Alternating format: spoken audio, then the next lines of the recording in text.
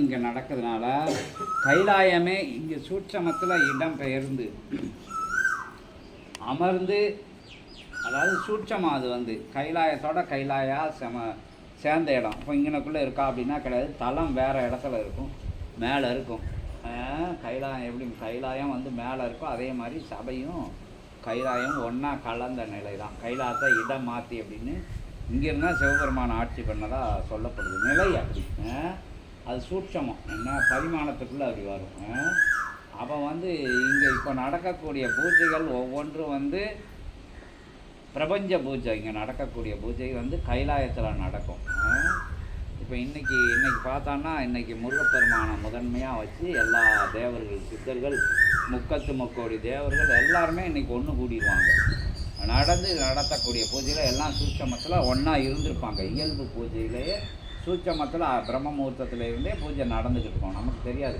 ஒவ்வொரு பரிமாணத்திலும் 27,000 கோடி லோகங்கள் நாங்கள்லாம் எல்லா இடங்கள்லையும் முருகப்பெருமானுக்கு பூஜை நடக்கும். இன்னைக்கு அந்த சூட்சமத்துக்குள்ளே சபையோட சூட்சமும் கலந்து இருக்கும். அப்படி ஒரு உயர்நிலை. அது வந்து எப்படி புரிய வைக்கிறதுன்னு உங்களுக்கு தெரியலை. மொத்தத்தில் கைலாயம்னா எப்படி இங்கே வந்தது அப்படின்னு கேள்வி இருக்கக்கூடாது. ஏன்னா இது வந்து சூட்சமத்தில் கைலாயம் இங்கே இருக்குது. அப்போ வந்து இந்த தலம் வந்து இன்றைக்கி வந்து பிரபஞ்சமே இருக்கும். இன்றைக்கி முருகப்பெருமான் தான் பிரபஞ்சத்துக்கு மன்னன். அதாவது இப்போ சித்தர்கள் ஆட்சி மலரணும்னு சொல்லி அவருக்கு முடி சூடி அவர் வந்து ஆட்சி பொறுப்பை பார்த்துக்கிட்டு உட்காந்துருக்காரு. சிவபெருமான் தவத்தில் உட்காந்துருக்காரு. அகத்திய பெருமானும் அவர் முருகப்பெருமான் கூட இருந்து 18 சித்தர்களும் 9 கோடி சித்தர்களும் சேர்ந்து இங்கே இயங்குறாங்க. 33 கோடி தேவர்களும் சேர்ந்து இயங்குறாங்க. எதுக்குன்னா ஒரு விஷயம் தேசப்பட்ட விஷயம் கிடையாது. யுக மாற்றங்கிறது சின்ன சாதாரண விஷயம் கிடையாது. ஒவ்வொரு 27,000 கோடி ஒவ்வொரு அணுக்குள்ளையும் வந்து சித்தர்கள் தேவர்கள் போகணும். இப்போ இங்கே உங்களை அப்போ நம்மளை மாற்றுறதுக்கே எவ்வளோ விஷயம் சொல்ல வேண்டியிருக்கு இந்த சபையை பற்றி. அப்போ வந்து யுகத்தை மாற்றணும்னா லேசப்பட்ட விஷயங்கள் கிடையாது. அதனால் எல்லா ஆற்றல்களும் சேர்ந்தால் தான் இங்கே இருக்கக்கூடிய லிங்கம் வந்து 33 கோடி தேவர்களும் 9 கோடி சித்தர்களும் ஒன்றா சேர்ந்து தவத்தில் கொடுக்கப்பட்ட லிங்கத்தை வந்து இங்கே இயல்பில் வந்து கிரியைக்காண்டி இங்கே சித்தனுக்குள்ளே இருக்கிற லிங்கத்தை சிவசூட்சமாக இங்கே அமர வைக்கப்பட்டிருக்கு. வர்றவங்களுக்கு அனுகிரகங்கள் கொடுக்கணும் அப்படிங்கிறதுக்காண்டி இந்த லிங்கம் வந்து அமர வைக்கப்பட்டிருக்கு. யுகமாற்ற பணியை செய்யணும்னா அத்தனை பேரும் ஒரு கை தட்டினா ஓசை வராதுல. தேவர்களே அத்தனை பேர்களே சேர வேண்டியிருக்கு, சித்தர்களும் அத்தனை பேர் சேர வேண்டியிருக்கு. சிவ பெருமான் சிவம் அப்படிங்கிற ஆற்றல்களும் அவ்வளோ கோடான கோடி சிவன்கள்லாம் சேர்ந்தது தான் இந்த லிங்கம். இதுக்கு மிஞ்சின லிங்கம் எங்கேயும் கிடையாது. சூட்சமத்தில் இயல்பில் பார்த்தான்னா அது ஒரு ஒரு ஒரு கல் ஸ்வரூபம். ஆனால் சூட்சமத்தில் அது பிரம்மாண்ட லிங்கம். அதுக்குள்ளே தான் இப்போ இருக்கக்கூடிய தவம் வந்து அந்த லிங்கம் தான் தவம் இருக்க போகுதுன்னு வச்சுக்கோங்க.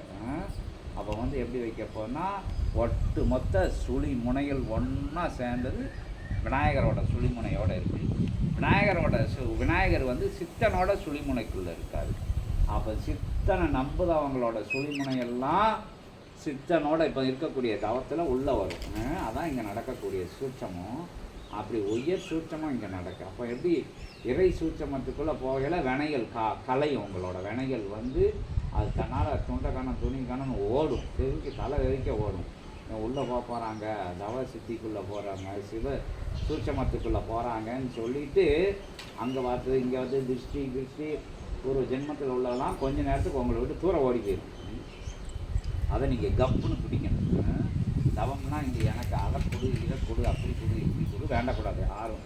எனக்கு அதை இந்த கோயிலில் இந்த பீடத்தில் மட்டும் சித்தர்கள்கிட்ட மட்டும் பிரபஞ்சத்தில் மட்டும் எனக்கு அதை கொடு இதை கொடு வெற்றியை கொடு எனக்கு செல்வத்தை கொடு செழுமையை கொடு என் இடம் தேடுன்னு வந்து ஏன் இங்கே சும்மா இயல்பில் வளரிக்கலாம். ஆனால் தவத்துக்குள்ளே இருந்தான்னா அதிர்வு இருக்கும். பிரபஞ்ச அதிர்வு வந்து அமைதியை தான் பிரபஞ்சம். அமைதிக்குள்ளே இருந்தாங்கன்னா இறைவன் இயங்குதார்.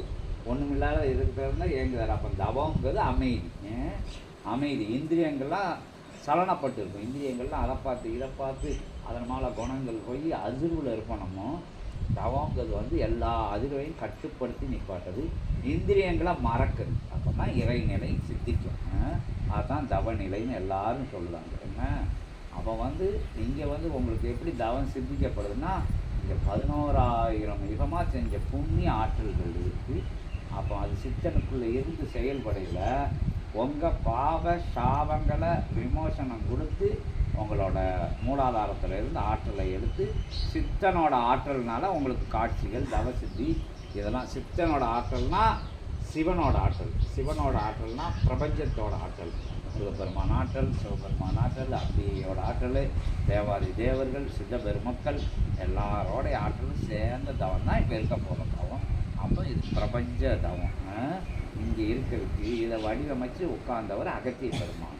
இந்த இறை சூட்சமத்தை நிகழ்த்தி சித்தனுக்குள்ளே இருந்து சித்தனை வளம் வர வச்சவர், சிவ சூட்சமத்தை நிகழ்த்தி யுகமாற்றத்தை சூட்சமாக செய்யது அகத்திய பெருமான்.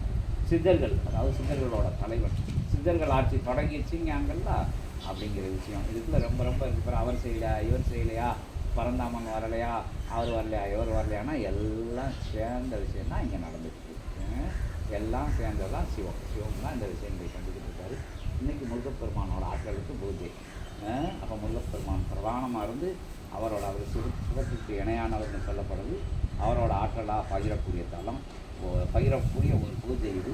இப்போ எல்லா கணங்களும் நம்ம மட்டும் இங்கே ஆசிரியர் 33 தேவர்களும் வராங்க இந்த தவத்துக்கு. எல்லா 27,000 கோடி லோகங்களில் இருந்து இங்கே தவம் இருக்க வராங்க.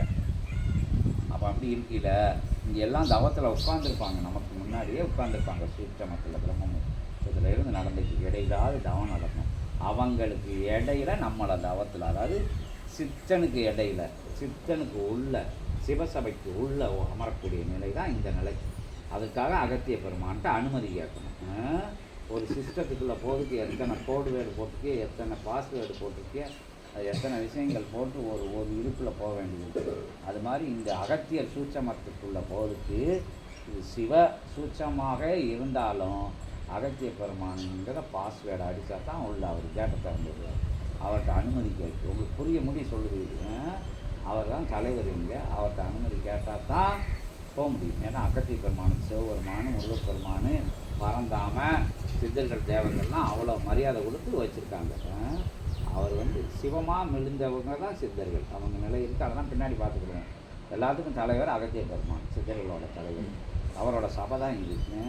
அவர்கிட்ட அனுமதி கேட்டால் தான் இங்கே அந்த தவத்துக்குள்ளே போகிறதுக்கு அனுமதி உண்டு. இல்லாட்டி நம்ம தவம் உள்ளே போய் சேராது. புரியுதுல்ல? தவமும் அமைதியாக இருக்கணும். இது பிரபஞ்சத்தை 3 ரவுண்டு அடிச்சுட்டு பிரபஞ்சத்தை வளம் வந்தது. பிரபஞ்சத்தை லிங்கத்தை வளம் வந்தால் பிரபஞ்சத்தை வளம் வந்த மாதிரி உட்காந்து தவம் இருக்கணும். 3 அடி இடைவெளி விட்டு இருக்கணும். எந்த வேண்டுதலும் வைக்கக்கூடாது. அது மூச்சு பயிற்சி அது தெரிஞ்சால் செஞ்சுக்கோங்க. இல்லைன்னா உட்காந்துருக்குன்னா வருங்க தவம். ஏன்னா அகத்தியரோட நாமமும் வாழைச்சித்தர் 11,000 இப்போ புண்ணியத்தை வாங்கினா வாழைச்சித்தர் நாமம்னு சொல்லையில் சிவ சூட்சமத்தால் ஒட்டுமொத்த பிரபஞ்ச சுழிமுனையும் எல்லாரோட சிறுமுனையும் இங்கே சேரதுனால உங்களை ஈர்க்கும் மூலாதாரத்தில் இருந்து. அதுக்கு நீங்கள் ஒத்துழைக்கணும். இந்திரியங்களை மறக்கணும். உங்கள் 4 விஷயத்தை மறக்கணும். அங்கே போனோம் இங்கே போனோம், அங்கே சொல்லி கொடுத்தாங்க இங்கே சொல்லி கொடுத்தாங்க, எல்லா விஷயங்களையும் மறக்கணும். தன்னை மறத்தா தவம். என்ன இந்திரியங்களை மறக்கணும்னா எல்லா விஷயங்களையும் மறக்கணும். நம்மளை மறந்து இருக்கிறதான் தவம். அதுக்கு எல்லாம் உடனே மறக்க முடியாது. சும்மா இருக்கிற கொஞ்சம் கொஞ்சமாக மறந்துடணும். அதுக்கு இங்கே அவன் சித்தி சீக்கிரம் ஆகக்கூடிய தடம் இது. திடீர்னு ஒரு காட்சி தெரியும், ஒரு அமைதி தெரியும், எங்கே இருக்கோன்னு உட்காந்துருக்கோன்னு தெரியாமல் போகும். அதான் தவசித்தின்னு வச்சுக்கலாம். ஓம் அகதீசாய நமக. இன்புற்று வாழ்க. அகத்தியமே ஜெயம், ஆனந்தமே அகத்தியம். அகத்தியரை வேண்டுங்க. எல்லாரும் உட்காந்து தவம் இருக்கிறது அவங்க ஆன்மா அகத்தியரை வேண்டி நிற்கணும். ஆதிமகா சபையிலே ஜோதி மகா சபையிலே ஜோதியாய் பிரபஞ்சம் முழுவதும் சிவம் மெழுகின்ற சிவ பிரபஞ்சமாக திகழுகின்ற இறையே ஆட்சி புரிகின்ற இறை அமர் தலமாக, இறை உயர் தலமாக, சித்தர்களும் தேவர்களும் ஒருமித்த நிலையிலே ஓராற்றலாய் அமர்ந்த தலமாக, ஒரு பணியாம் உயர் பணியாம் யுகமாற்ற பணிக்காக அமர்ந்த தலமாக கருதப்படுகின்ற, அருளப்படுகின்ற, வணங்கப்படுகின்ற அற்புதமான தலமதிலே நடந்தேறும் நிகழ்வுகள் அனைத்தும் இறை நிகழ்வுகளாக, இறையின் இச்சைகள் வழியாக நிகழ்கின்ற நிகழ்வாக, இறை இயக்க நிகழ்கின்ற நிகழ்வாக, தேவாதி தேவர்களும் இறைக்குள் கலந்து நிகழ்த்துகின்ற நிகழ்வாக, ஒட்டுமொத்த சித்தர்கள் கூட்டமெல்லாம் அகத்தியம் எனும் அற்புத நிலைக்குள் அமர்ந்து நிகழ்த்துகின்ற நிகழ்வாக நிகழ்கின்ற நிகழ்வே இச்சபை நற்சபை பொற்சபை பொன்னம்பல இறை மகா இறை ஞான இறை சித்தை அகத்திய மகாசபையில் அற்புத திருநாளாம் சடாச்சர நாயகனுக்கு சண்முகனுக்கு கந்தனுக்கு கடம்பனுக்கு கதிர்வேலனுக்கு யுகமாற்றம் செய்து அமர்ந்தவனுக்கு யுக அதிபதியாக சிவமகா பேராற்றலை எல்லாம் தன்னகத்தே கொண்டு ஆட்சி நிலைதனை தன் கரங்களில் ஏந்தி மன்னனாக முடிசூடி அமர்ந்து அனுகிரகம் கொடுக்கின்ற அற்புத தலமதிலே நடந்திட்ட உயர் சஷ்டி திரி பூஜை நிகழ்வுகளே கலந்திருந்த அத்துணை ஆற்றல்களையும் வணங்கி அகத்தியமெனும் பேராற்றலை பெருமகா ஆற்றலை ஈடு இணையில்லாத ஆற்றலை இனிய ஆற்றலை அற்புத ஆற்றலை அப்பனாய் அம்மையாய் அனைத்துமாய் நின்றருள்கின்ற குருவை சிவகுருவை சித்தகுருவை ஞான குருவை அகத்தியமெனும் மகா குருவை பணிந்து அருள் நூல் வழியாக பெற்று கொடுத்த பேழையின் வழியாக சிவ மகா சூட்சமத்தின் வழியாக சிவ பொக்கிஷத்தின் வழியாக சிவ சபையிலே சிவமகா சபையிலே சஷ்டி திருநாளிலே சடாச்சர வேந்தனுக்கு நடைபெறுக்க அற்புத பூஜை தினிலே வந்தவர் தவம் காணும் கணங்களுக்கு ஊடாக இயல்பான சீடர்களும் அமர்ந்து தவம் இருக்க அனுகிரகம் நல்க ஆசி நல்க அனுமதி நல்க அகத்தியமே வருக ஜெகத்தியமே வருக ஜகமாய் யகமாய் அனைத்துமாய் நின்றருள்கின்ற சிவ சூட்சமனே வருக வருக ஓம் அகதீஷாய நமக.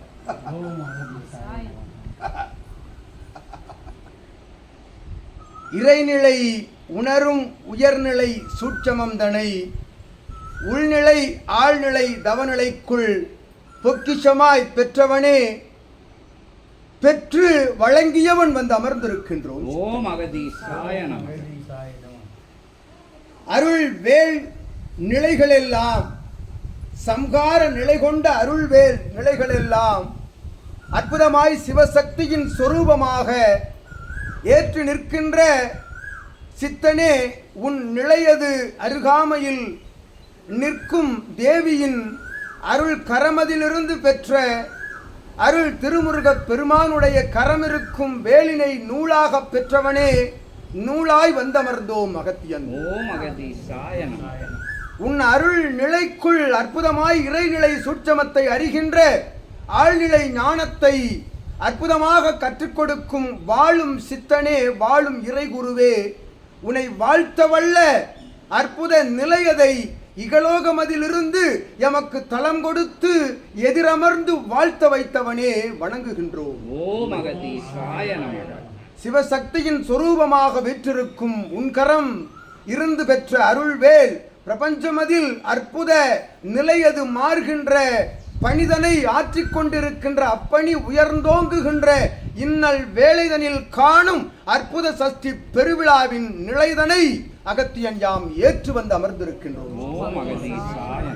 அருளாய் அருள் வடிவாய் அப்பனாய் அம்மையாய் காட்சி கொடுக்கும் சித்தனே சிவ பார்வதியே சிவமே திரு தேவியே ஒன்றாக நிற்க எழுந்து நிற்க அகத்தியம் யாம் வணங்க அவா கொண்டு நிற்கின்றோம். சித்தன் ஓம் அகதீஷாய நமக. இன்முற்று வாழ்க. அகத்தியமே ஜெயம் ஜெகத்தியமே அகத்தியம் சிவமே போற்றி சித்தமே போற்றி. ஜீவ ஏடு நிலைகளில் அற்புதமாக நல்லாசி பெற்றவனே உமக்கு அந்நல் ஆசிகளையெல்லாம் இன்னல் வந்த பொழுதும் ஏற்று நின்று அற்புதமாய் இகலோகமதிலே வாழும் இறை குருவினுடைய அற்புத ஆற்றல் கொண்டு வலம் வரும் நீ சிவமாக உன் தேவியை பார்வதியாக வணங்கி வரும் சீடர்களுக்குள் இருந்து அகத்தியன் யாம் வணங்கி மகிழ்கின்றோம். சிவபார்வதியின் திருமண கோலம் கொண்ட தென்பொதிகை தலமாக இத்தலம்தனை மாற்றியமைத்து அக்கோலம்தனை யாம் காண்கின்றோம் அகத்தியன். அக்கோலம்தனை காண்கின்ற நிலையை தென்பொதிகை தலமாக மாற்றிய சித்தனே இத்தலத்தினை உன் தலமாக மாற்றிய சித்தனே வணங்குகின்றோம். உன்னால் வளம் பெறும்